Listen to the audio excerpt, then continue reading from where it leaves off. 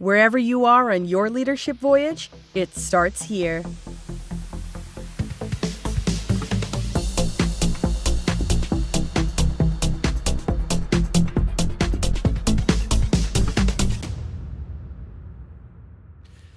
Hey, everybody. Welcome back to another episode of Leadership Voyage. I'm your host, Jason Wick. Leadership Voyage, the podcast dedicated to your pursuit of becoming a great leader. And thanks so much for listening today and for tuning in.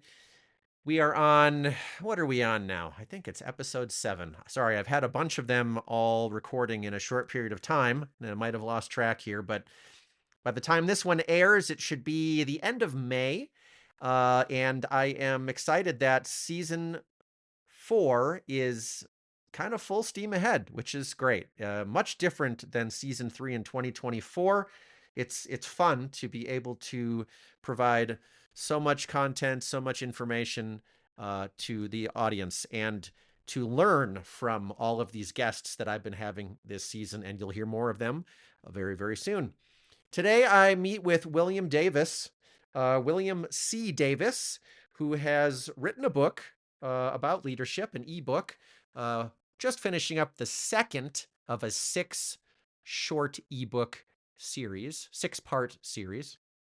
And William's had a long career in leadership. He's been almost 40 years of in the workforce, and decided he wanted to give back, was feeling a pull to give back. And that's why he has written this book and is doing speaking engagements and things like this, which is really nice to be a part of. In this episode, we talk about the difference between leadership and management.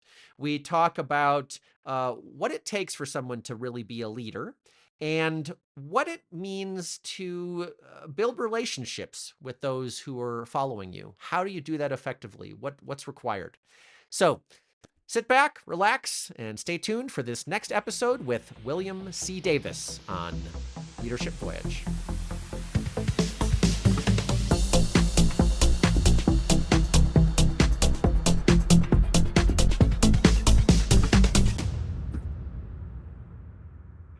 All right, everybody, welcome back to another episode of Leadership Voyage, and it's my pleasure and honor to have with me today Mr. William Davis. William, nice to see you again. Jason, thanks for having me on. So, how's the weather in Dallas? It's a little toasty here today. They said it was going to get up to 98, so I need to be up in your part of the world. Yeah, we'll take Colorado today. 98 in May. That sounds a little nasty That to does. me. A precursor of what summer will be like, I'm Oh, sure. goodness, we'll see. Yeah. But like I said, thanks for sparing some time. It's nice to see you now for the second time. We met in April and talked for a little bit, and I think everybody's going to get a lot out of our discussion today about leadership and management and building relationships, and some important things that are in your first ebook, which we'll get to all of that. But something I want to call out for all the listeners here talking with William is that I get the great honor to speak to a lot of folks on this show who are researchers, academics. They've worked with a whole bunch of folks over their career and all that. But what I really appreciate about talking with William today is William is someone who has done the work for almost 40 years. And I'm sure you will all appreciate that as we talk about why he and I are having this discussion today. And he's already done the job for a very long time. So to start things off, I want to read a quote from one of your colleagues that you've had along the way. And this is for everyone to give a little glimpse behind the curtain of what you might have been like or might be like as a leader. And here's the quote. As a former direct report of Williams, I can't emphasize enough how great of a leader William is. As a new manager, William believed in me and gave me a chance. He coached and mentored me, supporting me in my development and helped me work through challenging situations. William also has a wonderful ability to foster high-performing, cohesive team environments where team members feel safe, inspired, have autonomy, and are content to come into work each day, all with having clear direction on company mission, vision, and values. When you hear someone you worked with say something like that about you, how does it make you feel? It makes everything I went through for 40 years worth it. You know, that's exactly what you want. You want everybody that works for you to work with you. That's the way you want them to feel. At the end of the day, that they felt supported, they felt encouraged, they felt energized to succeed, and that you were there for them. And so, and she's such a great lady. I worked with her for a number of years, and just I remember when we first had the conversation about moving her into a managerial role, Mm. she was like, "I don't know," and I'm like, "You can do it, trust me. You know, yeah, I've seen how you perform in other functions. You can handle this," and she did. I mean, once she got over the hump of the initial shock of managing people, boy, she just excelled and still does today. I love that extra detail you're adding to where this person didn't feel in their own eyes they were quite ready to be a manager, and you helped with the pushing and stretched them to something in their capabilities but was still challenging. Love to hear that extra bit. That's wonderful to hear, William. Um, when we spoke for the first time last month, April of 2025, you were saying that you felt compelled, I believe it was, to write about leadership. And you've just recently released your first ebook about becoming a leader, not just a manager. And if I understand, I think you're going to have about 6 books in this series, the Yes. Leadership Blueprint. Which, as I was practicing today, I have a heck of a time saying Leadership Blueprint, Leadership Blueprint, Leadership Blueprint. I should get my kids saying that tongue twister. Tell us, why were you compelled, or what compelled you to start all this work? Well, as you and I talked, my leadership background goes back to college, and just the area of focus that I was in, and various organizations that I was in. And one of my first leaders or managers out of college, he instilled in me the fact that, look, you've got the ability to be a manager or you can be a leader. Leaders need to be ones that people will look to, people will follow, people can learn from, and you really take charge and help drive direction. As a manager, you may not necessarily be in that role. You be, more of a, check the box type thing as we go down the list. And what I watched him do was interact with people in such a way where he pulled them in, and they were drawn to him, respected him, and I thought, that's how I want my professional career to be. I want to be somebody that folks know they can count on, that they can depend on, that is going to be there for them, and nurture them and help them. And what I saw throughout my career, unfortunately, was that mentality doesn't hold. Hmm. You saw so many people be promoted into quote unquote leadership roles because they couldn't handle the job that they were in. And it's like, how does that work? I don't quite understand that. So, as I have gotten older, and you failed to mention when we started that I actually had started my 40-year career when I was 5. So I'm in the mid 40s. My Um, mistake. there, not a problem. That's all right. Um, I've noticed that this newer generation of folks that are coming out of college in the last 20, 25 years, they're missing something. And when we talk about leadership, they don't understand that connection, right? That you have to have with your people. If you're going to be a true leader, you've got to help them understand you're there for them. They're not your competition. You're not their competition. You complement each other. Hmm. And, one of the unique things about leadership is it gives you the ability to stretch every component of who you are.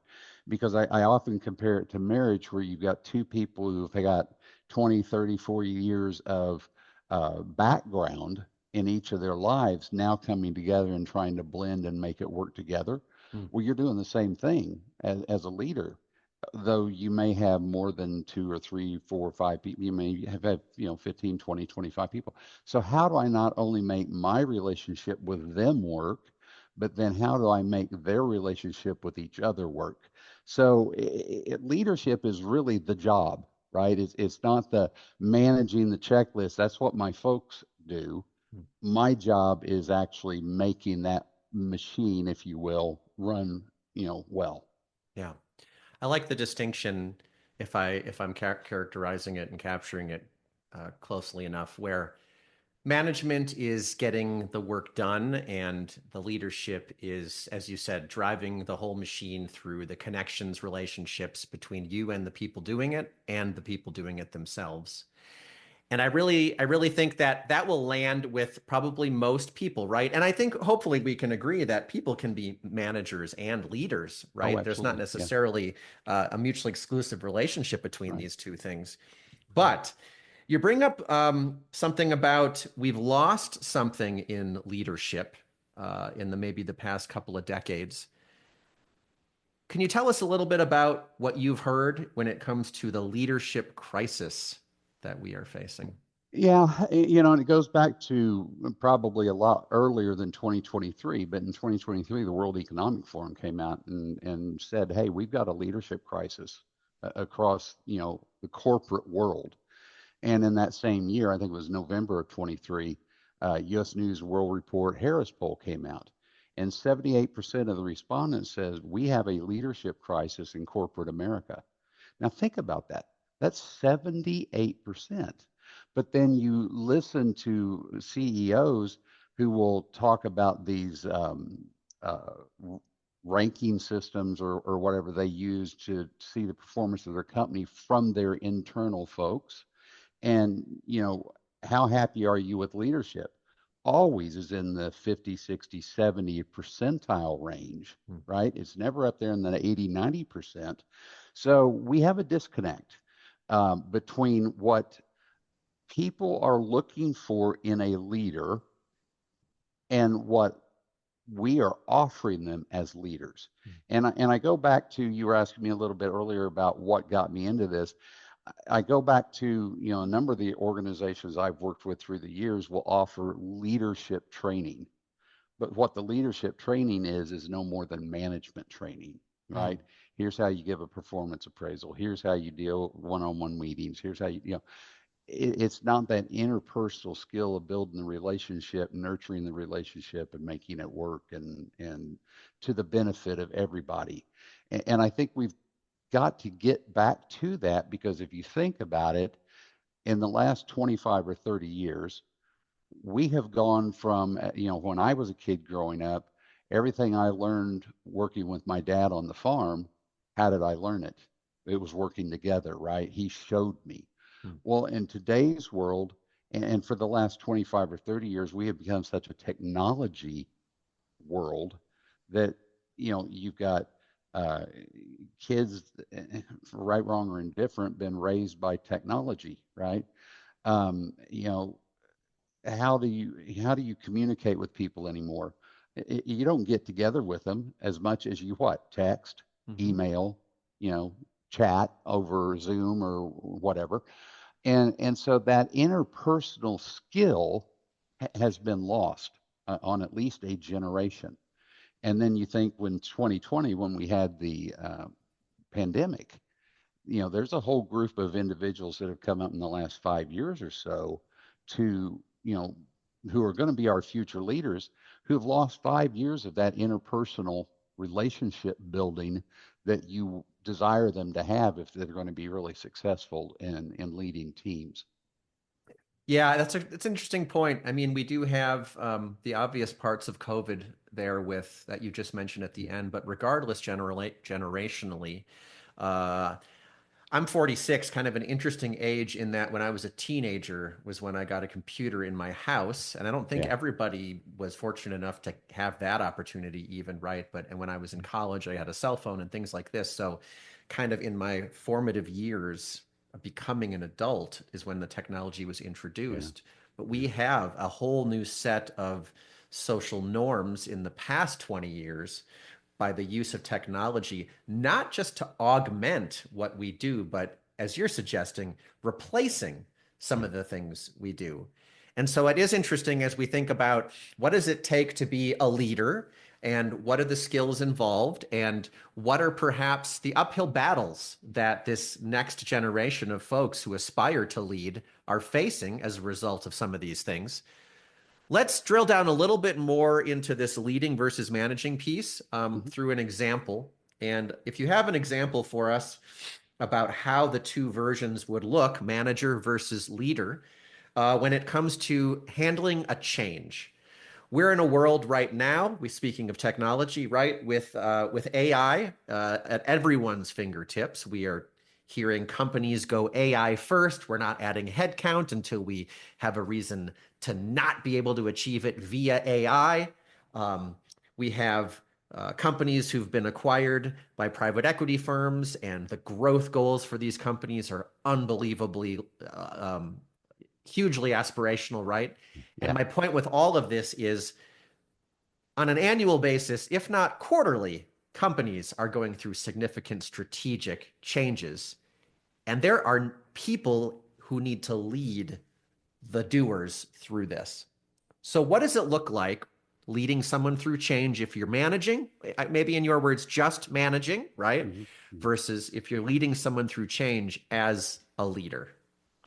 Well, a perfect example I've seen several times is the manager, why are we doing this? Because that's the direction we've been given, right? It's just that's why it's just because of why we do things or how we do things. Leader helps understand or helps the team or whoever they're leading understand the why, right? And I see a lot of advantages in that. Uh, and people will probably say, well, yeah, duh.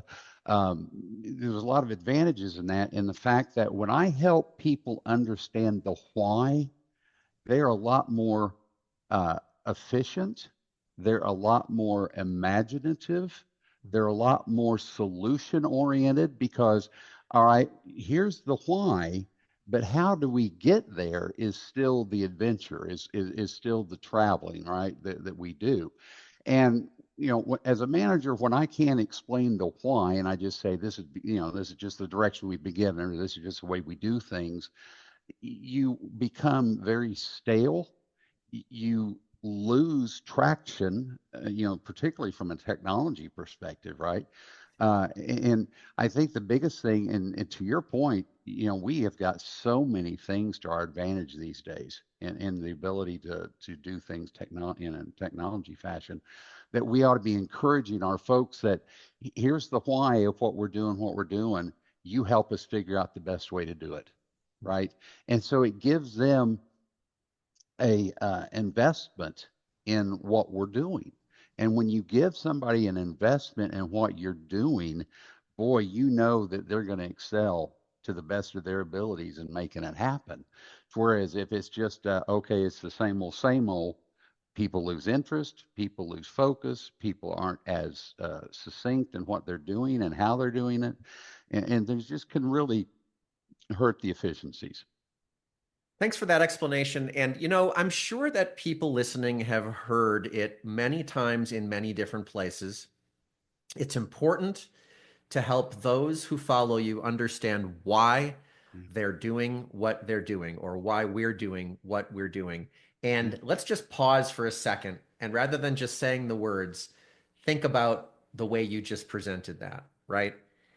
Uh, what's happening next, manager? And then I just tell you what's happening next, and Yeah. that's what the folks from above have told us we're doing, and that Right. does lead to lack of engagement. Yeah. As you said, maybe things are stale. I also would add to it anxiety Oh, because absolutely. there's not Yeah. a really strong understanding Right. of the reason all this stuff is happening Right. around us. Just Right. just go that direction, right? Yeah. And what you're added here with the leadership angle, if you're going to lead people through the change, you have to help them understand the reason. And I will say, as someone who spent many years as a middle manager, that means that when we want to lead others, we have to get clarity on why from those above us as well. If we don't, right? Right. Right. And I think you bring up a great point. I have to understand the why myself, but I don't have to be the smartest person in the room, right? Nope. When I can understand the why, when I can communicate it to my team, I then turn it over and say, okay, guys, what's your initial thoughts? Because in today's world you have got so many avenues, whether they be white papers, whether there be forums, trainings, whatever, that people, particularly from a technology perspective, are that's kind of their thing, right? They enjoy doing that.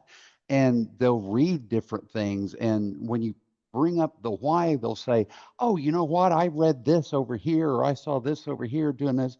And that's when you start getting all of the um, brainstorming that makes, you know, teams great is when you Yeah. get that going and those juices flowing, right? And people understanding, hey, this is, and so the other piece of that is you then set the standard of, okay, we're in it together, we win together, we lose together, right?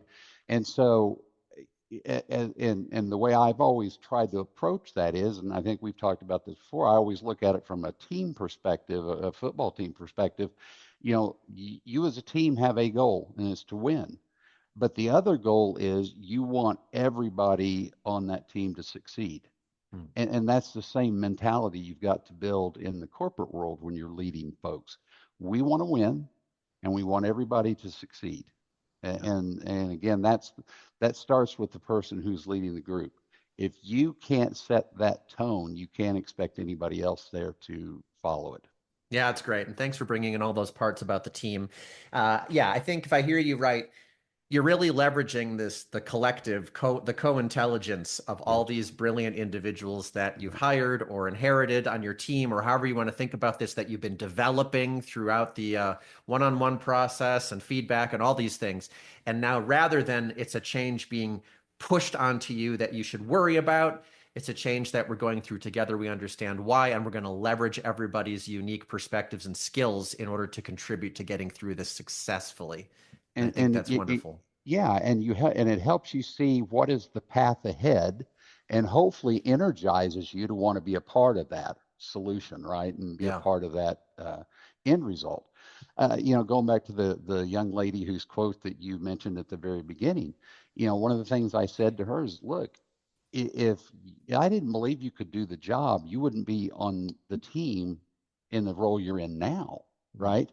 I you know I was always very careful about who I hired to not only can they do the job now, but what fit could they have going forward on this team. And she was obviously somebody that from very early on I felt was a managerial candidate. Yeah. So let's talk a little bit about something that I know that you're passionate about, which is building relationships. It probably, I shouldn't say it goes without saying, but it's going to be more difficult to get those exceptional results that we're talking about unless you have strong relationships with all the important people you need to in your organization. And right now, let's focus more on a leader, maybe leading a team or leading a couple of teams or whatever that looks like. What does someone do in the context of the work environment to start building those strong relationships with their people? Well, I think the very first thing is when you want to be a leader, or you're pursuing being a leader, you've got to make the decision that I want to be a leader, right? Because there are certain things, in my opinion, that you have to have as fundamentals when you decide you want to be a leader. First of all, I have to be um, very secure in my own skin, if you will, right? I am in a position for a reason. I'm not competing with people. I'm doing what has been asked of me. And as a leader, I am going to be secure in what I'm doing because here's the approach that I'm going to take. Part of that then is understanding that the people that are a part of my team are not my competition, right? If I have somebody on my team that at some point excels and surpasses me, that is, like one of those awards you put on the shelf, right? That's what I'm there for. That's what I want to have happen. Because hey, look, at the end of the day, I'm not going to be around forever, and there are going to be certain things I don't want to continue to learn, right? And things are going to bypass me. Somebody's got to be there to take the place. So you always want to um, feel good about the success that your people have. So be good, secure in your own skin, feel comfortable about the success your people have, take pride in it. And I think then also understand that everybody that you're dealing with is a human being. And work is not their end all be all. They've got family, they've got financial issues, they've got personal issues, they've got all sorts of things that make up what they deal with on a day to day basis.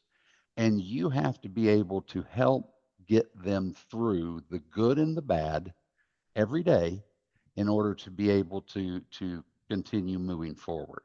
And if that means that there are times I have to step in and pick up some slack because, you know, somebody has to be off or they need to handle some things, then do it. You know, it's again the support of a person who's dealing with real life issues. And I think this is one of the challenges that I've really gotten into with corporate America in the last 5 years or so. You know, it used to be that depending on how many years you had been in service, you had 3 weeks, 4 weeks, 5 weeks of vacation time. They call it vacation time. And then you had sick time on top of that. Well, now we've gone to this, PTO is what they call it. And oh, you just take time as you need it. But what I have seen, and you may have seen the same thing, is people are kind of gun shy about taking it because they feel guilty. It's like, oh, gosh, I'm taking time off of work. Can I do that? Well, yeah, it's your time off, right? Don't abuse it, right?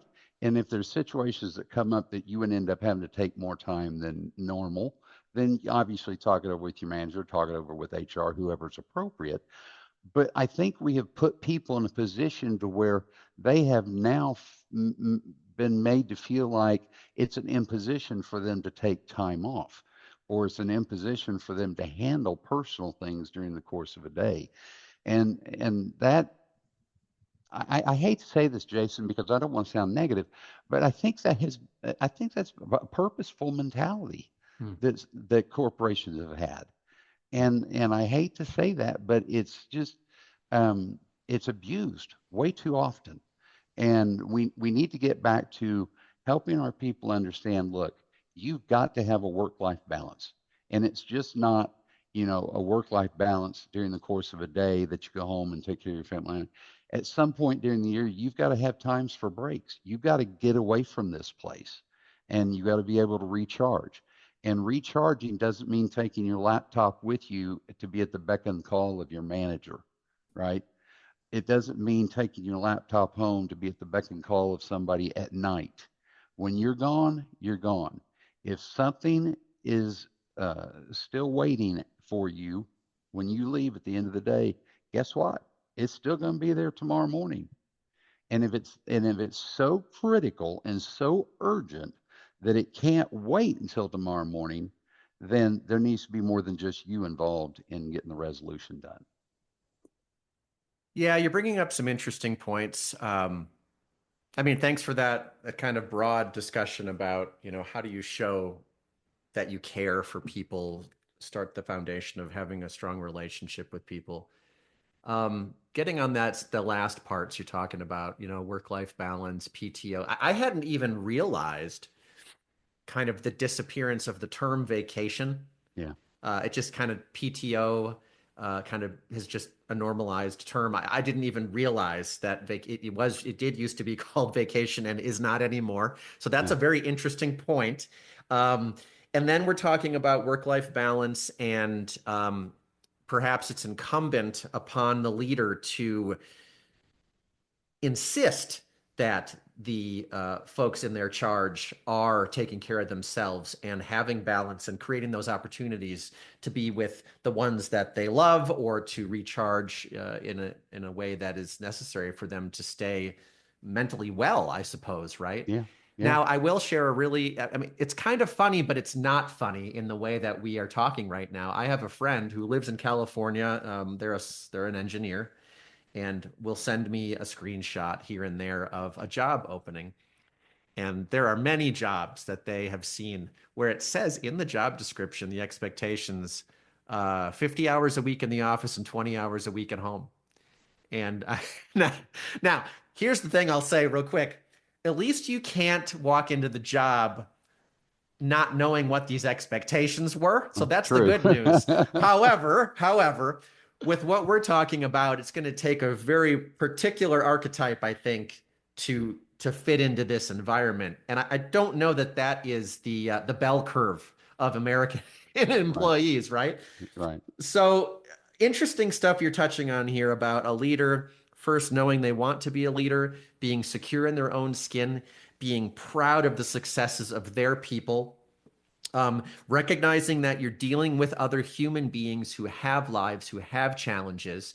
I think it's a common thing to say, oh, your outside problems are not for work or whatever, but we bring our whole selves to work, right? We right. bring ourselves to work, and that affects how we are. So I'm curious, do you have any specific a tactic or two that people can use to try to build stronger relationships with the people in their charge while in the workplace? Oh, absolutely. The first thing is don't try to build it in the workplace. You know, don't bring somebody in my office. Don't bring somebody in my, in the conference room and say, "Oh, let's sit down and have a chat. Let's get to know each other better." You know, get out of that work zone, if you will, and find a comfort for them, right? That they're going to relax and be more open to, sharing a little bit more of who they are with you. And I've shared this example before. I had a young man, very young, mid 20s, and when he first came to work for me, and he was very nervous. I mean, he was, always worried about being let go, and it's like you just got hired. I Yeah. mean, but you know, I decided that, let's get him out of that confines of the office to where he can relax. And we were talking one day. I said, "Well, what do you like to do when you're not here?" He said, "Oh, I like to golf." Well, back then I golfed. Hmm. And so we went out on the golf course during the day. And what was funny was one of the things like, "Can we do that in the middle of the day?" I'm like, "Well, yeah, we can go." And so we went out and played golf, and you know, where I was perceived as the boss, right? And he was watching everything he did. The first shot I shanked, which didn't take long, hey boy, everything no holds barred at that point, right? Everything I was love on it. the table, and by the fourth, fifth, sixth hole, I mean, we were just you would have thought we were buddies for 20 years. That's great. And he relaxed and understood that I was invested in his success, and he felt like that he could share with me whatever he needed to that was important. And he asked for advice, and so at that point forward, the relationship dynamic changed because he again knew that I had investment in his success, Hmm. right? And I think that's what we're talking about. Help people get to a comfort level where they feel like this person is all in on me being Hmm. successful, and Love it. it's not going to do something to hold me down. Now, I personally have had, quote unquote leaders who, their purpose was to, get as much out of me as can. Hmm. But then the first time I did something that they didn't agree with, oh, well, you're doing it wrong. Hmm. Well, no, I'm doing it my way. I'm Hmm. not doing it the way you would do it, but that doesn't necessarily mean it's wrong. So I never, you know, when I deal with somebody, I never go to them and say, "Well, you're doing this wrong." My question is, what did you do, or how did you do, or why did you do? Again, wanting to hear the reasoning for what their decision making went through, right, and how they got there, and then you can work through the nuances of, okay, have you thought about this, or again, leading them through the process of you're trying to help them, not condemn them. Yeah, like that. Two great examples of when you see someone take an action that maybe isn't what you would have done, Right. The line "seek first to understand" comes to mind. Love that, and then maybe using it as a coaching moment as well. But Right. also, who knows what they might come up with? Maybe they have a fantastic approach that's Yeah. entirely better than everything we all know right Yeah. now, right? So, Yeah. Right. Exactly. And I mean, that goes back to, you know, these days, you just don't know what some people are going to learn and where they're going to learn it from. mhm. And so don't ever dismiss it until are able to sit there and really have the conversation. Yeah, no, absolutely. Thanks for the great example about golf. Again, build some relationships outside of the work zone and help Yep. them get to a comfort level. And I think those are really important things to keep in mind for leaders. So thanks for mentioning those, William. Um, of course, the time goes extremely fast here, but I want to make sure to mention, I don't want to leave it out, that in your ebook, in the first book you've written here, you have a 7-day transformation for people to work out how they can work towards becoming a more inspiring leader. And I think that is probably what people would be the most excited about is what is this thing I can do? And so rather than getting into that today, we'll use that as the hook to let people go check more of it out.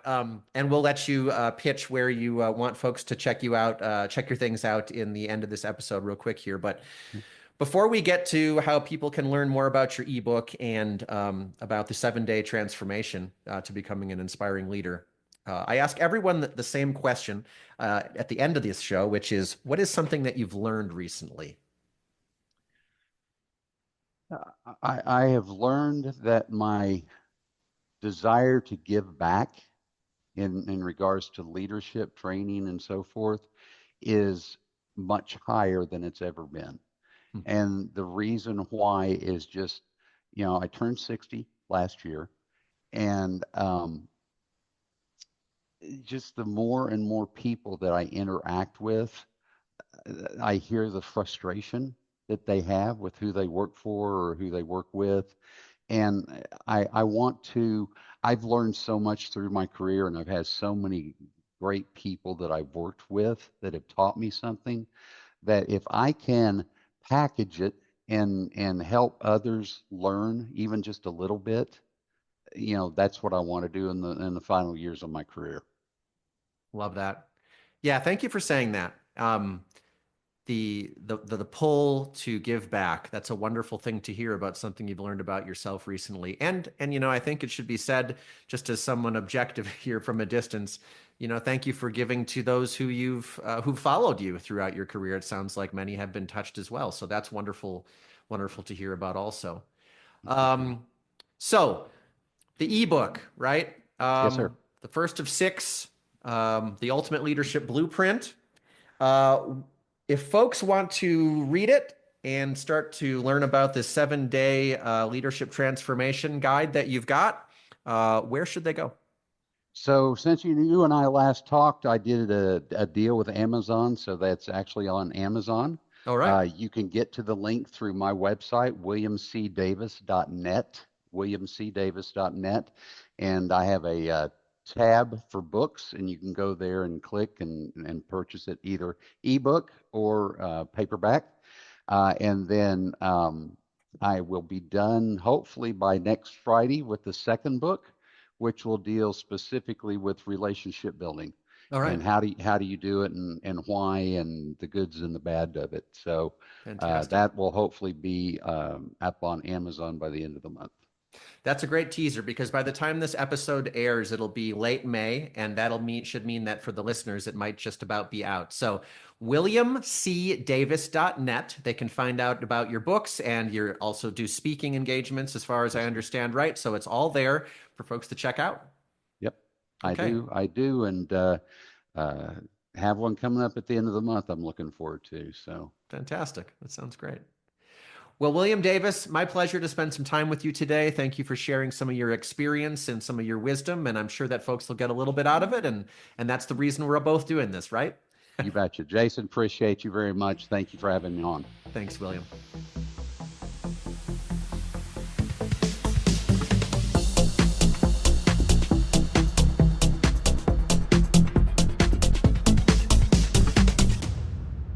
So there you have it, my conversation with William Davis. Remember, you can go to williamcdavis.net and check out what he's up to.